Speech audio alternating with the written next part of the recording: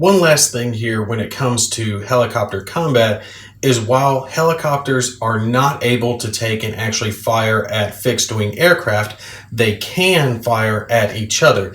And you're going to take and follow all the previous rules that I've been discussing about small arms and ordnance against helicopters and how that's going to work, with a few small exceptions due to the fact that helicopters can be in flying and hover mode, and depending on their enemy target and what mode they're in, it's going to affect certain different modifiers.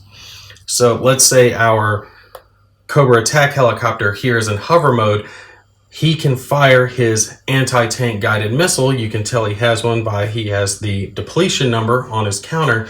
But for him to be able to fire that at another helicopter, his target would also have to be in hover mode. So our Cobra could actually not fire his ATGM at the Hind due to the fact that the Hind is in flying mode right now. Also, when it comes to machine guns and ordnance, the modifiers are going to vary depending on what mode the attacker and the defender are in.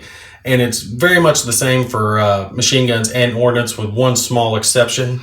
So let me lay them out here for you guys. When it comes to machine guns, if both helicopters are in flying mode, so both our helicopters are in flying mode, they are going to suffer a -4 to their firepower attacking another helicopter. If our attacker is in hover mode and the target is in flying mode, it's going to be a -2 to firepower. And if they are both in hover mode, then there's going to be no penalty. When it comes to ordnance, it's almost the same as machine guns. Flying versus flying is going to have a +4 to your to hit roll. Hover versus flying is going to have a +2 to your hit roll, but hover versus hover is going to add a +1 to your hit roll instead of having no modifier.